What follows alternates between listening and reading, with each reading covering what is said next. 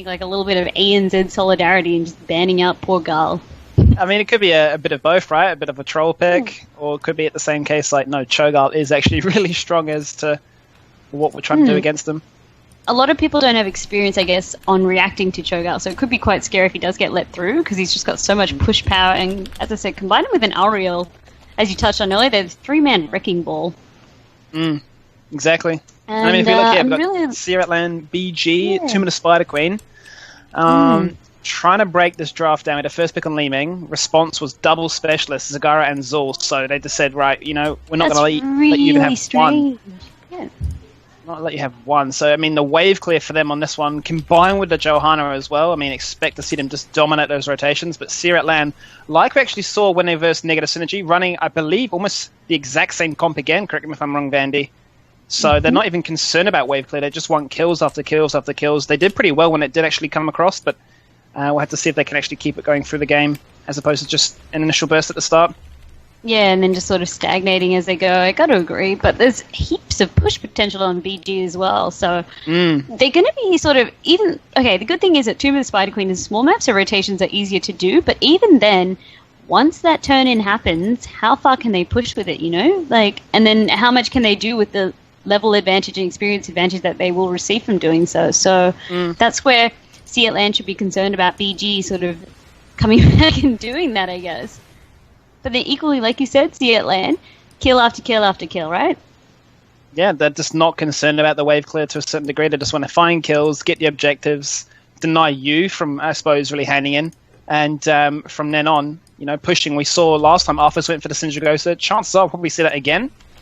Yeah. If I was a betting man, I'd put money on that one. But we've got Sylvanas combined with it as well. So plenty of siege on both sides. But we'll have to wait and see how this one goes out. I believe, because, we're in the lower bracket. This is a best of one. So this is both teams putting everything from their basket into the field.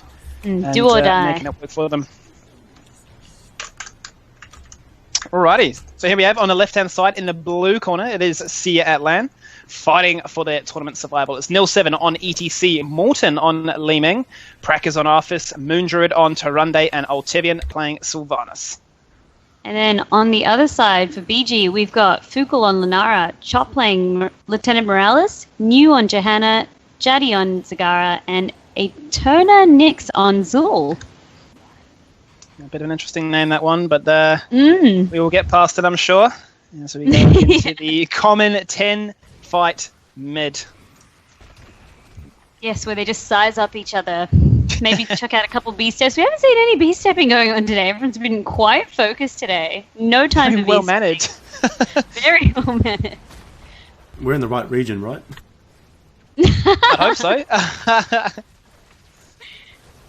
There we go. They're going to go straight for the wave clear. Sylvanas working with that passive. The Honey Blast comes across onto 2, but there's just no follow-up. The Lunar Fledge is a little bit late there, so no collapse from that one. But you can see Jaddy coming in from the flank. They're doing a fair chunk of damage. The Power Strike comes across to try and react to it, but a Bone Prism also at the same time goes across onto ETC. And it seems to really be here, Vandy, that BG got definitely the better exchange in that trade. And I mean, even if they didn't, we've got Chop on Lieutenant Morales. That heal bot, she is just amazing at healing. Even if the trade didn't go quite in favor, they'd just be all healed up, ready to go again. That's just the beauty of Morales, especially if you can't touch her. Yeah, that's it. You can see Arthas is going to be the one as the solo laner denominator as he's forced to go bot lane. He's going to have a bit of a hard time up against Zagara, which is, you can see on your map right now, just bouncing up, trying to just place Jumis across the map, keep vision up, make sure that she can't get ganked that easily. Whilst the other side of things, 4v4, just bounce between lanes, doing what we saw before. One team looking to soak and clear, the other looking for fights. Exactly right. And I mean, there's nothing, I was just having a quick peek at the talents, nothing too out of the ordinary. Again, Zul taking backlash. I mean, he's not really wanting to play defensively. In the last game we saw it as well, but I think in this game it makes a lot more sense as he's got quite a strong healers backing him with that. So, otherwise everyone's sort of taking sort of standard picks. Sylvanas is looking like she's going to go full push heavy this game, and I don't think we'd expect anything else coming out. Yeah, absolutely. Sylvanas definitely well known for that one, but definitely can go for a more damage, say, assassin-oriented build.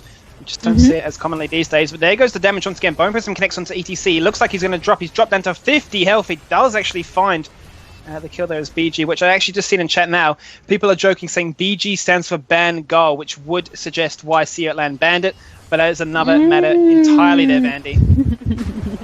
There you go, a little bit of that intel, huh? That's quite funny to hear. So whether it be just that troll or, like you said, people are genuinely worried about letting Cho'Gall into teams' players, it just could be the trend of it today. And Jaddy and Prak now, it's sort of a battle of the titans, but it looks like Prak might be running out of steam here. It's whether Jaddy can sort of solidify this kill. He's in an awkward spot. Yeah, I mean, he's got no money, he's just walked away, but Jaddy's saying, well, I'm not going to overchase because if you land one spell, I'm probably a goner as well. So They both play it patiently, and we switch our attention once again back to this sort of four-man rotation between mid and top. It seems to be just the case of clearing the lanes, looking for the power slide. There it goes this time. There goes the stun as well. Hunter's Mark applies, but oh no. Lieutenant Morales is not able to safeguard that enough, and Lunara does pay the price, dies in that exchange, and that's a great trade, or a great kill, really, for Secret LAN to pick up. This is a great kill, so Lunara just has to be mindful. She isn't... Yes, she's got a little bit of mobility, but if any CC sort of goes down, then she becomes that sitting duck and can't quite get away, and that's what we saw there. You just popping his iron skin right there. It's not giving a care in the world. That's the beauty of Johanna with her passive right there.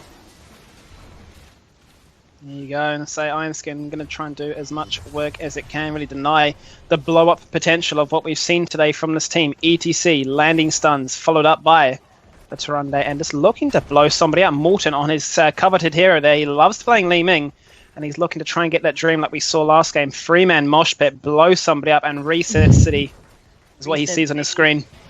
So both teams actually have enough gems. Oh, okay, sorry, I just jinxed that. Both teams had enough gems. And then poor Zagara got killed off in a rotation there. So, as I was going to say, a lot more of the brawls are sort of coming out now. And there we go, another fighting goes again. There goes New, actually. Caught. Iron is not going to help him in that situation. Split from the rest of the team and pays the price. But still, despite all this, Vandy, the levels are very, very similar. Very equal. Yeah, equal playing field. It's just going to be, I think, who gets that first Web Weaver turn in. And it looks like it's in favor to the blue team. Does seem to be, but they're doing a bit of a job here, trying to interrupt Ultivian. He's got 25 gems in his hand. And he's trying to hand it in to make sure that 34 becomes 50, but BG definitely giving him a hard time, making sure that he cannot get that one in there. The poke from Zagara, the poke from Fukal as well on that Lunara. And it seems to be now the attention has switched across as Aoternal next begins the channel. Fukal is joining the ranks, and they actually themselves are going to get the first Web Weavers descending onto the map. So there you go. It was just a minor setback down in the bot lane, just a minor setback. So I think they will push quite hard, but because they've got two specialists, it's really interesting to see. They can sort of take their time with the split, who they want to split. They've just got so much diversity, but Azul has to worry about being picked out here, though. In saying that, I think it's too late for him, though. He stayed for far too long. It doesn't even matter if the Lunar Flare misses because he's still going to die. He ran the opposite way, and I think he just stuck around a little bit too long. That wave was already pretty pushed in. There was not much left for him to actually get by sticking around, and he's paid the price for this case. But the Web Weavers, regardless, they're pushing on top. They've got both towers in that top side. They're working their attention now to mid, which is both towers taken out too. And Arthas, all the while, has been sitting pretty in the bot lane, and those two towers are out of ammo. So if the rotation comes up from BG to go there, expect them just to get a clean sweep and hit level 10 first. I mean, that's what they're going to help. And, well, that's what they want to aim for as well, because that's going to put them in a huge advantage where they can initiate quite easily onto the enemy team.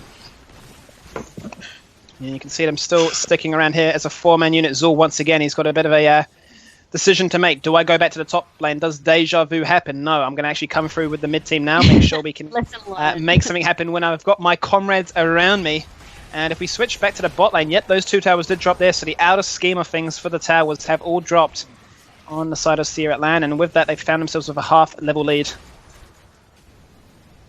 And they're going to look to want to sort of capitalize on this, but they've got to be careful that they don't get caught out here. I understand that they're trying to sort of prevent the turn-in, but, I mean, right there, Lunara could have just easily been taken out if there was a little bit more follow-up. That was quite dangerous by Fukal there, quite dangerous positioning. Yeah, you can see they're just trying to make things happen there. It's a combination that really requires your communication to be right there. Nil7, saying if I'm going to go for a power slide, I need to guarantee that you're going to have my back and you're going to have a stun following up. And it requires that fair bit of coordination, a fair bit of communication, really. And it's something that I remember back in the day when I'd play. If you weren't able to sort of communicate that with your team, your comp is pretty much useless. Exactly. You just have no sort of follow-up, no backup, and that's just when things get picked apart. But it's all right. See, LAN has picked up their Web Weaver, and now they'll get to counter-push this time around. Except, with the exception, though, that BG should have their level 10 heroic ultimate. Oh, look at that, though, Vandy. Joanna, amongst all things, just gets deleted. They hit level 10, but actually BG and Secret LAN both have level 10 right now, so we wait for those ultimates to be picked across the board there. We see Army of the Dead this time around. We're not going to see some Ghosts like last time, so just opting for more survivability, making sure they can actually live throughout these fights. Skeletal Mages for that control, chosen by the Zor, and that favourable Stim Drone, so looking to really buff somebody up. Expected to see that on either Lunara or Zagara. Gee, I'm glad you're not a betting man, because Arthas sure proved us both wrong. He took Army of the Dead for sustainability with the way things have been going. And exactly like you said, with that Stim Drone, I think it's the right option to sort of pick with the way the invites have been going as well. So now we see it come out on Fugel, and this is where it sort of comes into play. Yeah, look at that. Just chucking out spears left, right, and center. It doesn't even matter if you're a poison-based terror, because you just do damage like that. Just chucking it out. And that's the Enchantress, if I've ever seen one. Damage for days. When she's stiff, she's the Enchantress. If not, she's Bambi. Yeah. Passive hero. Uh-huh. And now they're just doing a rotation on the bot lane. Prak could be in trouble here. He's really tunneling hard on trying to kill Jaddy. Yeah, look at that. I mean, Prax is being overcaught here in this 1v1 trade. They're trying to make things happen, but it's just not going to be a case of it. Is the support there in time? No, it is not, because Sylvanas is not a support. Torunde is just nowhere to be found. And, the King of the Scourge is going to live to fight another day. Look at that strong denial of the coins there. We saw a Nil 7 trying to pick up the rest, and there was a huge body block going in that little corridor, sort of stopping you from getting anywhere near there. And I mean, the tunneling once again on Jetty, was it worth it? No, unfortunately. So now they're just down a team member. They're just, it just once again puts him down. But look at Nil. He's done a sneaky turn in, so that's all right. Arthas will be back in time, and no harm's been done. No harm's been done. The Fat Boys have been picked up on the bottom side, so Morton is currently sitting around there. Is he going to go kill it? No, he's not. Of course he's not. He's just going to take me away from my word. But they are, as a 5-man unit now, going towards that top-hand side, looking for a rotational kill. And as you see the side of BG coming on through that sort of gauntlet of death, that exposed area between the hand and the top-hand side. And it seems to be right now they've got one eye set on this middle fault and acquiring level 13 before BG do. Yeah, they want that talent advantage. And they're also just, I think, also looking for a pick here. Whether they can get it will be another thing entirely. But look at that zoning out of the Skeletal Mage is going. It's not even slowing you down at all. But look at this. Jetty actually comes in from the side. He's trying to get a very greedy Maw. The fact of that, and he actually gets taken out as a result. Loses a fair chunk of gems. The Maw does come across, but it's a deterrent. And if anything, very greedy there from Jetty to come around on the side without any support. They just collapsed on him straight away. And that's the pick you were talking about there, Vandy. That was very greedy, though. I think there was a bit of a misplay there, unfortunately, or a miscommunication. He felt perhaps a bit safe in the Maw, but if there's that many people going on you, it's just, oh no, New also getting taken down. Yeah, Joanna gets taken out as well. You saw Bambi there getting the empowerment on towards her, but it's just not enough. The poison is being spread across, but it doesn't really seem to be doing too much at this stage. You can see the remaining members of Secret LAN still very topped up. They're going to back away now. They've done the damage. That last tower before the keep is still very, very low. But it's okay. It's okay. They can come back. I mean, they just need to get their level 13 talent locked in and sort of taken, and then they can sort of fight again more fairly, I feel. But that was a big push from Secret LAN. And with that, you can see them with a comfortable 1-level lead right now. And it seems to be with this interval between teams collecting gems once again for the objective. They're going to go towards both night camps. The Owl is going to come across and spot that in just a second. But, with this sort of scenario, I mean, you're looking at the side of BG. I'm just expecting to see a bit more damage, a bit more control with that Maw, especially making, more, say, calculated plays, sticking with the team and realizing, they've got a lot of CC to capitalize on me. I just don't want to die for free like last time. Yeah, I think Jaddy knows now, so he'll probably play a little bit more cautiously instead of trying to pincer. I mean, pincering a Zagara, it's a new play. It's a new strategy I've seen. Yeah, with both camps going through the mid lane here, it's a case of both clearing them out. You can see the advantage is definitely in favor of BG with the wave clear. They're already taken across and taken out, as now they go for their second Web Weaver hand in. 29 gems on Ailton Onyx there, duking it out with Prac. They've got 75 in total, so they can make things happen. But it's a case of whether Searat LAN let them. Indeed, and I mean, some sneaky play by Chop there, topping up the bruises to sort of extend their life. I mean, that's what Morales can do, and just be a little bit of a nuisance and just waste that much more sort of time there. So sneaky. Sneaky. As Arthas goes to the top lane for wave clear duty. He's not the best wave clearer, but he'll do it regardless. Does actually respond with a few other members of the team coming across. But a bit of a passive section right now. It's basically a case of Searat LAN trying to keep BG from handing in. Yeah, they just really want to deny that turn in, and just sort of we're seeing a bit of that sort of run around poke thing happening where neither team wants to commit. They're just waiting. We're waiting for someone to step out of line. I'd almost expect to see at this stage that Searat LAN, if they can delay long enough to prevent them getting that hand in, that they're going to hit 16 and just going to pull the pin and just force a fight regardless. That's probably what they're waiting towards, and that's why they're doing the little dance around. But there we go. We've got a little bit of a sneaky turn in just from Zul, not the one who needed to, unfortunately.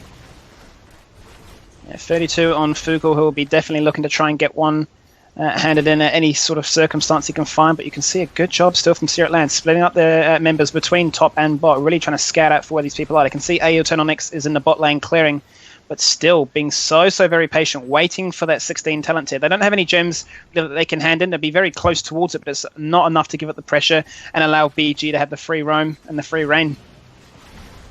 But here we go. Fugel's going for it now. He's got the wisp set up.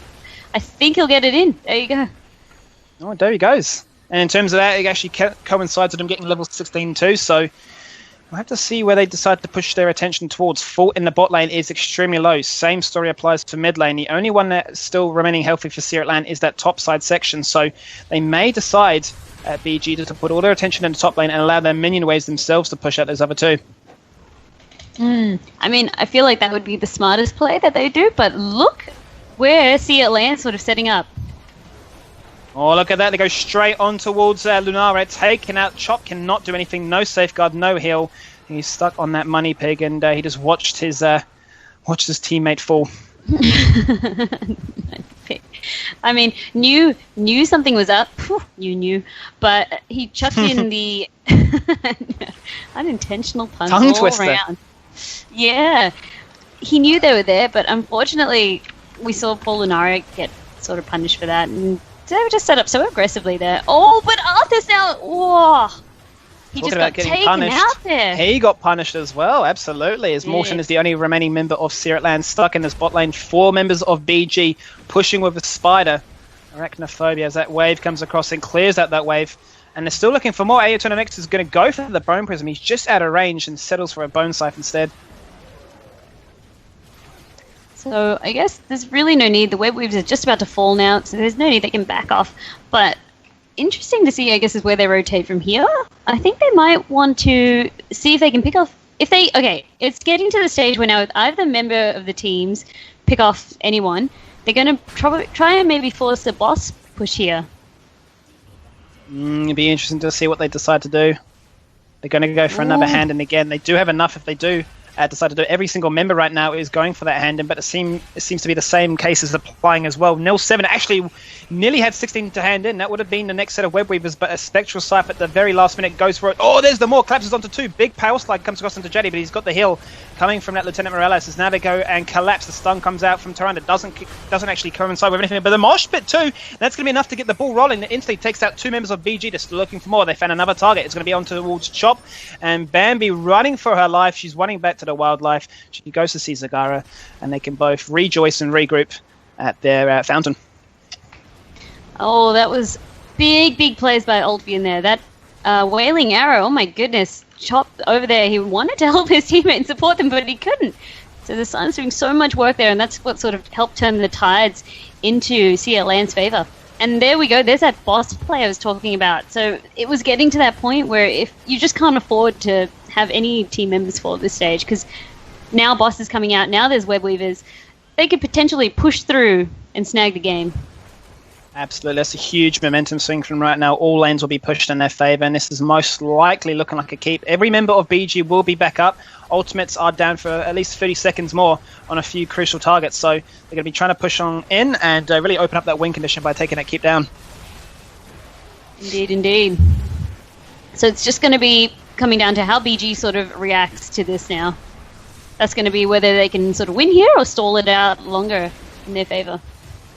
11 kills to 4. You can see Neil 7 posturing once again. He doesn't have Mosh Pit for another 40 seconds. Army the Dead is also down as well. So a lot of ultimates on the side of Sierra LAN are without being active. So with this, they're just going to basically let the boss push for free. You can see actually Stim Drone was used there on Lunara very preemptively, almost to try and save this keep, but just basically trying to do the damage and get it back up so they can go for the fight, because now the attention is towards mid lane. Sierra LAN looking for a second keep, really trying to establish their lead here, really try and rock that momentum like we were speaking about from the boss as well as the Web Weavers. But with that, they're going to back away, hit 20, and they then decide to force another fight from that.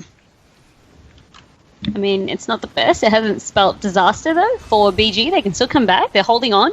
It's just that now they have a lot more pressure with those two important keeps down.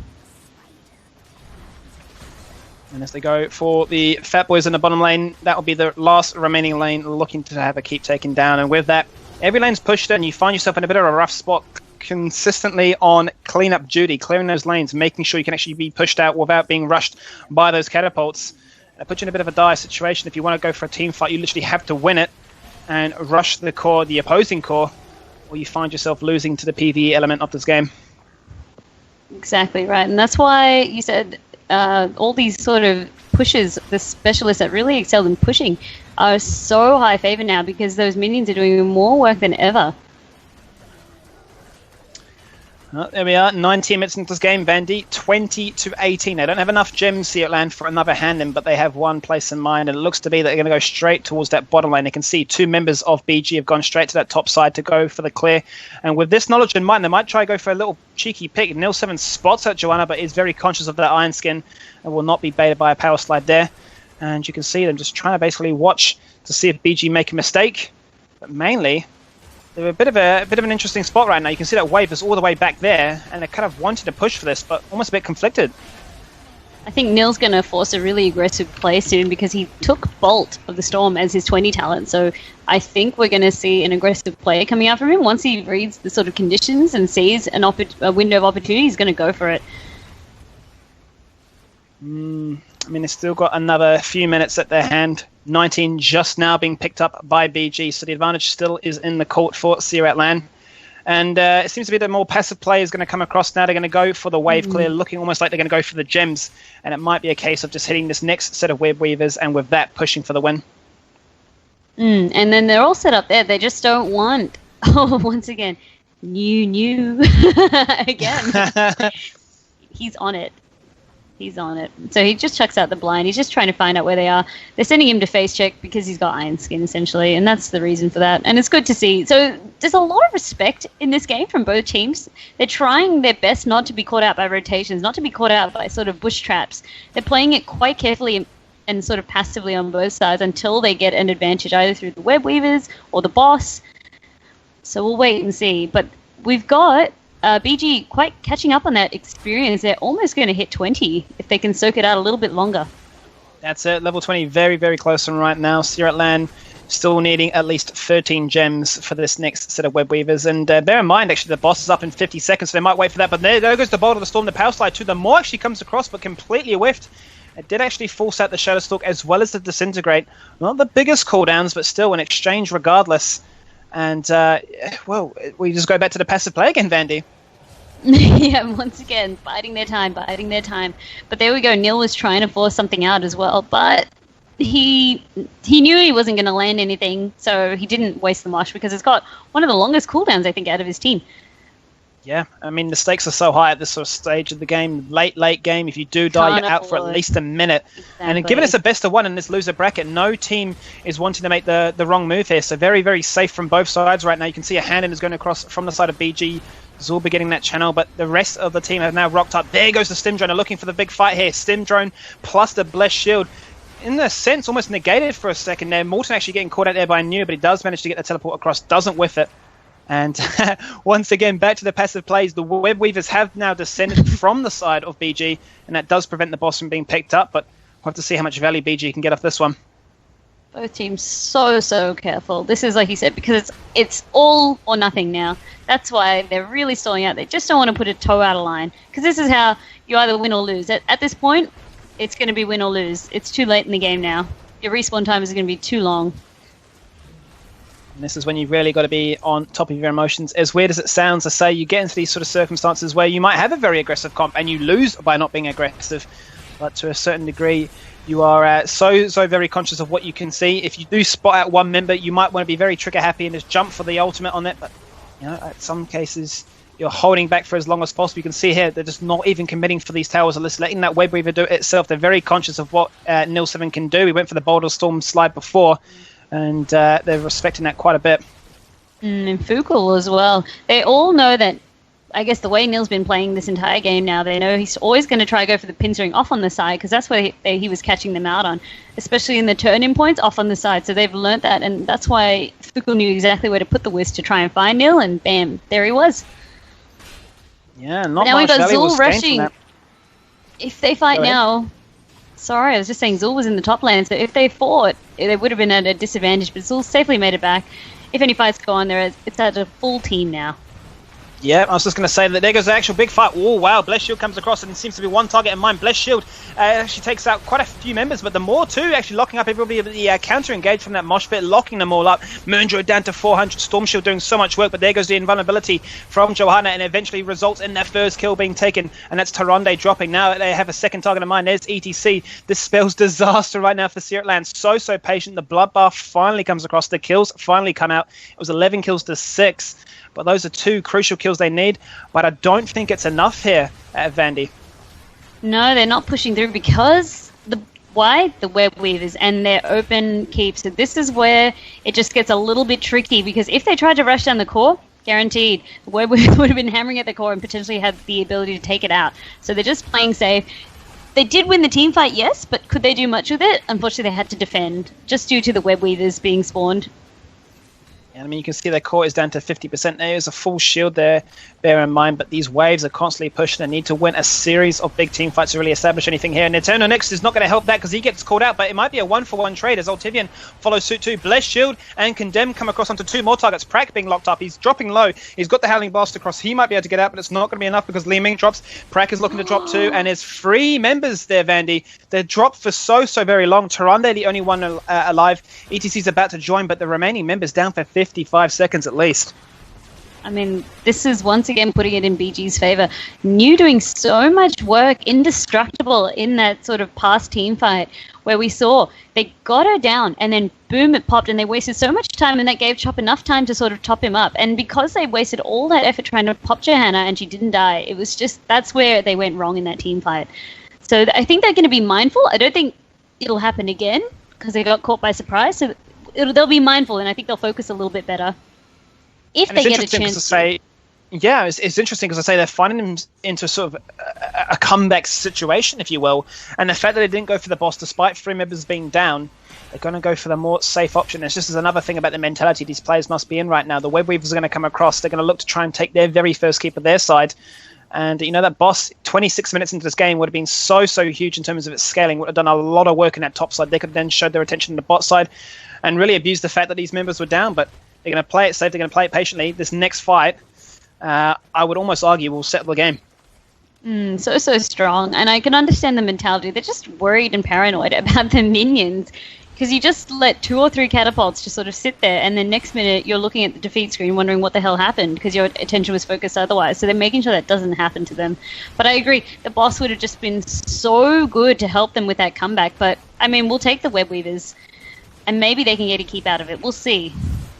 They'll take whatever they can get. A lot more aggressive this time. The Web Weavers finding far more value for BG as they take down both towers. An open keep in the mid lane presents itself. And we see how they set themselves up for this one. Jetty looking on the left-hand side there, looking to try and catch out a crucial target with a more. Chucking out the damage wherever he can, keeping him top down and really forcing Moondroid to work overtime here. But that Spider has gone. The keep barely scratched. And they're going to rotate through now to the top-hand side to see if they can pick up the fort there and pick up some more XP. Once again, we're seeing 22 to 22. Goodness me, this is one of those longer games, and now it's so tight. Like, it's going to be, I don't know, it's one of these better games, I guess, because the stakes are so high as well. Each team just wants it so badly, you can see. Oh, Jetty being no. called out. He just stuck around for too long. This could be spelling disaster for him right now. The Maul comes across, but it's not going to be enough because the Mosh Pit collects as well. Locks them all up despite the healing, and that could be the turnaround that Sierra Land were just waiting for so very patiently. Morton nearly gets collapsed on, but he manages to get the kill and get the reset. Moondred may be a casualty. She's down to 180, down to 90. Gets the heal and gets the tap. She manages to survive. 3 members from BG pay the price. They have dropped down Fukelsu and New, the last remaining person, indestructible. Look at that, the spin to win on the Disintegrate. Morton almost prematurely celebrating. They've got one place in mind, and that is the core. And Vandy, wow. Wow, indeed. I mean, I don't know if that was autopathing by Jaddy, but I'd be feeling kind of awful there. That's just, it's heartbreaking to see just that tiny little mistake, as you said. And it just, there you go. They won the team fight off that. But it was really well played. Some would almost argue a lot of this when it comes to these later stages of the game. It's not so much about the plays that you make, but more about waiting for your opponent to make a mistake and capitalizing on it. And unfortunately, Jaddy was just left behind by the team. Exactly. So high risk, high reward. And then it's just that mentality as well when the game goes on for so long. You also have that added stress. Yep. So exactly that. But GG to Sierra LAN. Sierra LAN getting one step closer to actually seeing themselves at the LAN as we go on through this lower bracket series. And I believe we will have...